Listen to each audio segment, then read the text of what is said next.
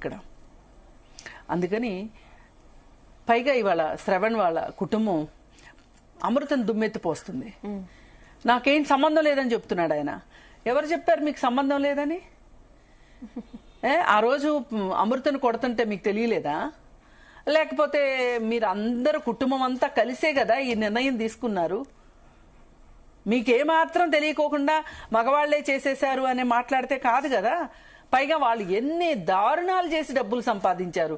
అమృతరావు లాంటి వాళ్ళు జస్ట్ చిన్న కిరోసిన్ షాపు నడుపుకుంటూ ఉన్న వాళ్ళు ఇవాళ ఇంత కోట్లకు పడగెత్తి కోట్లు వెదజల్లి కేసుల నుంచి బయటపడదాం అనుకున్నారు. ఏం జరిగింది ఇప్పుడు?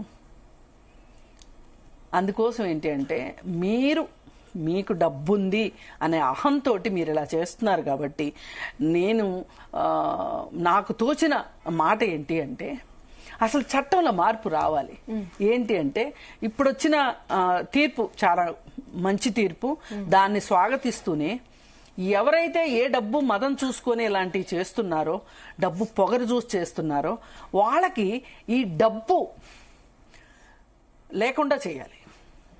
ఇప్పుడు ఇలా చేసినప్పుడు ఆ ఆస్తి ఈ అమ్మాయికి బదలాయింపు జరిగిపోవాలి.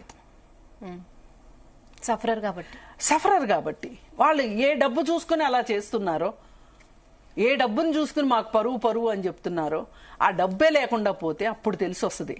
ఏం కేసులు పెట్టుకుంటారు, ఏం మేనేజ్ చేసుకుంటారు, ఏం చేసుకుంటారు వాళ్ళు? డబ్బు చూసుకునే కదా ఇదంతా చేసేది. చట్టంలో ఈ మార్పు తీసుకొస్తే గానీ ఇదే ఆఖరిదవుతుంది. ఇప్పుడు ఈ కోర్టు తీర్పు చూసి ఇంకెవ్వరు ఇలా చేయకుండా ఉంటారు అంటే నేను నమ్మను. రీసెంట్ గా కూడా సూర్యాపేటలో మొన్న జరిగింది కదా. ఇప్పుడు రేపు ఇంకో చోట, ఎల్లుండి ఇంకో చోట జరగదని గ్యారంటీ జరగకూడదని మనం కోరుకుంటున్నాం.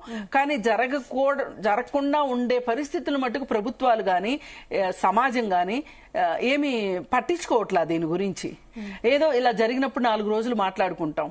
కానీ ఇప్పుడైతే ఉరిశిక్ష పడింది. అవునండి, ఉరిశిక్ష పడింది కరెక్టే. ఎన్ని రోజులు గుర్తుంటది? ఇప్పుడు నిర్భయ కేసులో కూడా ఉరిశిక్ష పడింది.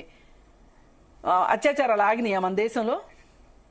అలా కాదు, ఏ వ్యక్తి అయితే చెయ్యాలనుకుంటాడో అతనికి మరుక్షణం అతని ఆస్తిని కోల్పోతాడు అనే ఒక భయం ఉంటే గనక నీకు పరువు కావాలా ఆస్తి కావాలా అంటే ఆస్తే కావాలంటాడు.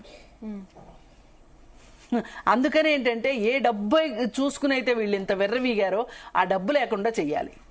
ఏ అమ్మాయి అయితే ఇప్పుడు ఇవాళ మొన్న కృష్ణ అలియాస్ బంటి భార్గవి అతన్ని చంపేశారు కదా.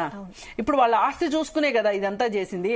ఆ ఆస్తి భార్గవికి ట్రాన్స్ఫర్ అయింది అనుకోండి, వీళ్ళు జైల్లో మగ్గాల్సిందేగా. నేననేది అది. ఇలా జరుగుతుంది అని తెలిస్తే చేసుకుంటే చేసుకుందా, పోనీ ఆమెకి ఇచ్చే వాటా ఏదో ఇచ్చేసేసి ఆమె చావా ఆమెను జామనిస్తామంటారు. అంతేగాని చంపడానికి ప్రయత్నిస్తారు. వాళ్ళ దావను వాళ్ళని వదిలేస్తారు. అది అలా ఒక మార్పు రావాలి చట్టంలో నేను కోరుకుంటున్నా. ఓకే కృష్ణ కుమార్.